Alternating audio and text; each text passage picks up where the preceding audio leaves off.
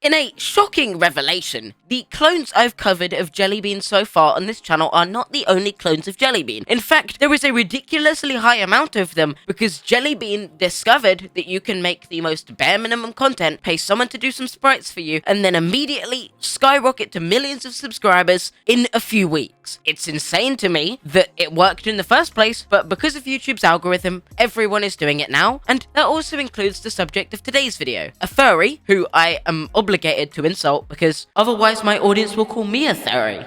And I'm not a furry.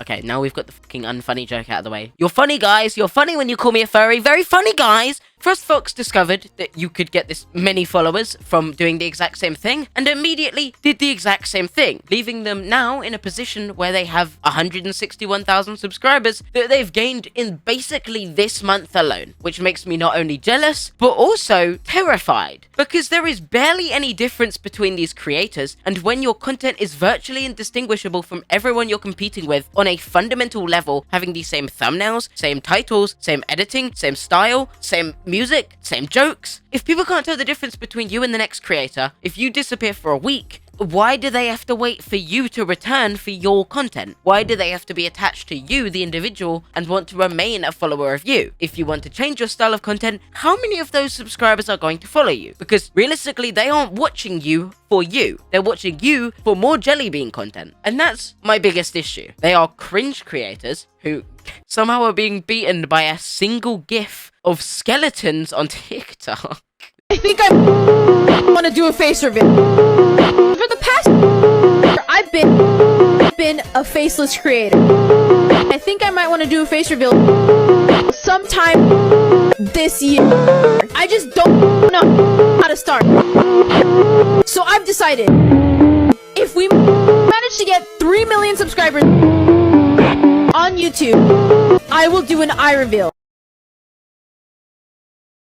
Their jokes are loud equals funny, which only works the first 3 times. So, you know, when you're on your 100th shorts post about it, it's not really funny anymore. And because your content is thriving off of this cringe culture that everyone already mocked JellyBean for, you're opening yourself up to be a target from commentary channels. And because the Beaks video did well about it, every small YouTuber, their grandma, their mother, their sister, and their cookie that they got from subscribing to the HarleyTBS YouTube channel that you can also get by subscribing to the channel right now. Please click the subscribe button. I'm aiming for 100k. Are making videos about the same damn topic, calling them cringe. We get it, guys. They're cringe. They aren't funny. Stop copying the Beaks videos and ironically falling into the exact same category as them of clone channel who provides nothing new to the table other than just more Beak content that will inevitably fade into obscurity the second this ends. Same as people who build their entire career off of one drama. Something I learned back a few years ago when I used to make Yandere Simulator content, and then I realized, oh wait, maybe I should change my subjects, otherwise my channel will die in the water. On that dark note, if you'd also like to support me outside of my channel, check out my Twitch please, that would be highly appreciated. Please ease my fear of fading into non-existence because my channel no longer has value to you. Thank you. I made it recently, I'd appreciate some of the support over there. It's more content from me, and it means I have more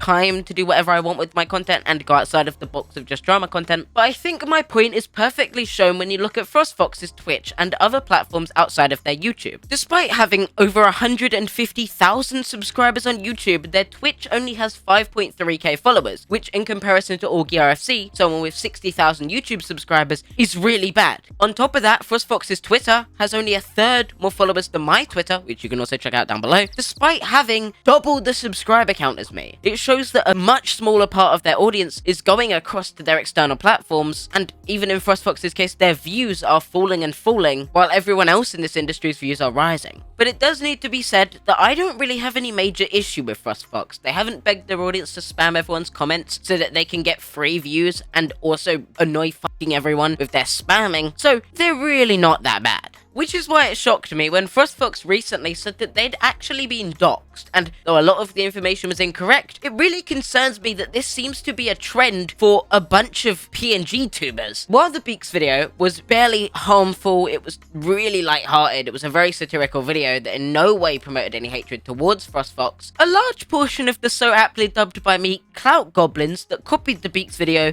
were not as kind, often being incredibly hateful, harassing this person, and even in some cases condoning their audience to do the same thing, which is akin to the exact same people who did the same things to JellyBean in their videos too. Which is something that my friend Spock discusses at length in his video about the JellyBean drama featuring FrostFox. Oh god, they're infiltrating my friend group too. But before we go into that, I think we should talk about some of the points the Beak makes before FrostFox refutes them so that we have some context. The Beak's video starts with claims that FrostFox is cringe and that they're a copycat of the other creators and also that they're a furry. So we've ticked those 3 boxes. They also bring up a so-called thumbnail meta that makes the claim that because all of these PNG tubers are using auto-generated YouTube thumbnails, the average viewer is just going through them without any regard for who they are, and as such, they're all being bundled together and promoted in the same way, growing these channels exponentially, which I believe there is some realm of truth to. With the Beak ending their video giving credit to FrostFox for not telling their audience to spam everyone's comments so that they could get free promotion. The Beak even going as far to applaud them for this, which I agree with. So, let's have a look at FrostFox's response. I think I've seen videos exactly like these before. Yeah, here's the thing with the content FrostFox makes. It's like 90% a carbon copy of every single other comfort streamer slash PNG. So you all get along, right? Yeah, me, JellyBean, and Red, we all get along. Like, there is no hate. Like Red, you guys aren't yelling at each other for copying each other or anything. No, like we play off as a joke. And also, Red taught me how to edit, like editing style and everything. Yeah, like I'm influenced by Red. That's crazy. So I think the reason that you guys are managing to blow up despite all having the same content is because shorts are so rapidly consumed that it's like by the time they've finished with one channel, it's only been like 10 minutes. Yeah. And so they're like, they like this content, so they're going to other creators who do the same exact thing to consume more of it. Yeah, it's just like they would rather watch short videos, like that they love the shorts algorithm, like they love just shorts. And I think that's generally why it's working. However, these commentators don't seem to realize that we're commentators, it's competition. It's a lot different. There's a lot more competition involved because you're taking a lot more of that time from the viewers. With you guys, It's like, oh, 10 seconds, move on. My biggest problem with FrostFox's mentality about all of this is the fact that he thinks it's a good thing that because the content is short and very similar to everyone else's, people are just binging it. The problem is, what that shows is your channel likely won't have a lot of longevity. If people are only watching your content as a replacement for someone else's and watching it in short term so that they could just binge through it, they're unlikely to turn up for new videos, instead opting to just watch new creators entirely because you're all the same. At the end of the day, it doesn't really matter to the 6-year-old viewer who's scrolling through their iPhone on YouTube Shorts. And if you're losing that many viewers because they've binged all your content, see nothing else to watch, and because your newest posts are so short, your channel's going to get thrown out of favor with the algorithm. On top of that, the fact that people are only watching you as a replacement for other people because they've binged through their content is they aren't going to follow you for long. They're not going to follow you to other forms of content. They're not going to follow you to other platforms. They're not going to follow you for who you are. They're following you for those videos on that day until they find someone else that does what you do better. So unless you have something new that you're bringing to the table or a personality that keeps the audience invested in who you are, the only thing bringing them back to your channel is your clickbait titles, and as such it's not going to keep long traction to your channel, which you need if you want to turn this into a career, because YouTube Shorts pay less than a McDonald's 6-piece chicken nugget meal. And as a rebuttal to what Spock said about a bunch of commentators always viewing YouTube competitively, people aren't saying that these are JellyBean clones for the sake of being upset on the behalf of JellyBean for being cloned, or because they feel like there's anything necessarily wrong with that. People are saying that just because they find them to be annoying, it's a good analogy, and also because it shows unoriginality, which is completely fair. You'll see the similarities between his channel and every single other bigger PNG YouTubers' channels right away, from the automated thumbnails, which I'm going to talk about in a little bit. I think they're going to explain it a bit. Like, it's just like, you know, when I upload a video and you were about to upload a thumbnail, it's like something like above it. It's just like there's 3 things you could click from YouTube. Oh, you just pick one of those? Yeah, because I don't really do it with thumbnails because who really like goes on YouTube page for a short? Yeah, no, Like, who for does shorts, that? you don't see the thumbnail. This is quite interesting because the Beak's video almost makes it seem like it's quite intentional. However, when I hear this, it does just seem like it's kind of out of a perspective of laziness or waste of time compared to the effect it would have on content, which unintentionally seemingly had the effect of benefiting them more because people see their content, it looks the same as everyone else's, so they just click regardless. Look, I know the main target audience is kids. I get it. I understand that. But I don't really think that means that you have to make the exact same content as every single other PNG tuber. Why do you do that? Out of curiosity.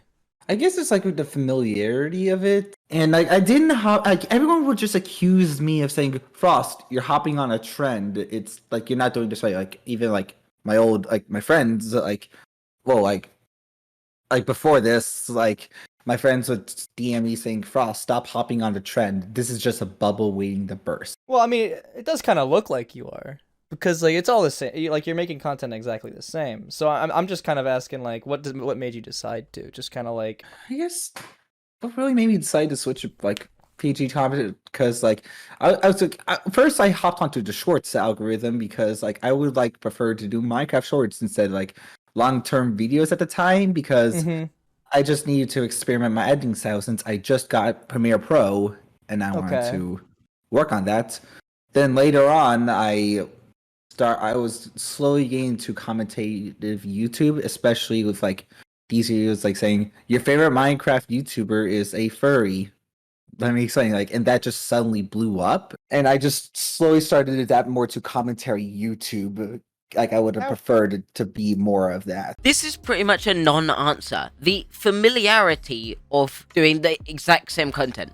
What kind of reasoning is that? The correct answer would be because it's easy. It's lazy. You see someone else doing something, you see the opportunity to do it yourself, you just steal their idea, you print out free content. The problem is that their content is the exact same, so inevitably they lose their charm. It's obvious that Frost is jumping on the trend. I mean, it's indisputable considering the timing and the fact that they contacted people like RedVelvety to learn how to edit like this in the first place. There's nothing wrong with that. I think if anything, what people are just saying is it's kind of annoying that it is just copy-paste everyone else's content over and over and over with barely any changes. It's the bare minimum to get free views pretty much. Honestly, I feel like FrostFox's response leaves a lot to be desired, though because Spokter included so little of the video and so little of FrostFox's responses, it's hard to really tell whether FrostFox would have taken the criticism or not, and as such, I'm left just wishing this video had more of a reaction in it. Alongside that, seeing how well RedVelvety handled the criticism from the Beak, going as far as to DM him and the Beak himself confirming he was a great guy to talk to who took the criticism, it leaves me just wishing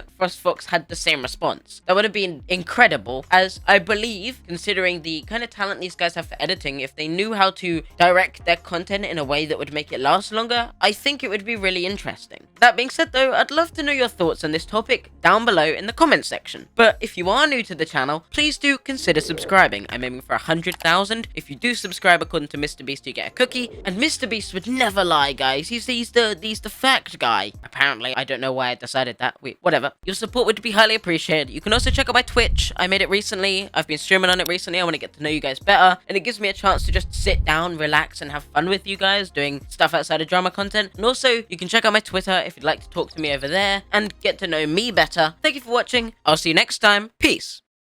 Says she wanna rock with a nigga like me. I'm a stylish guy. Spend a little guap with a nigga like me. We can catch a fly. Says she wanna rock with a nigga like me.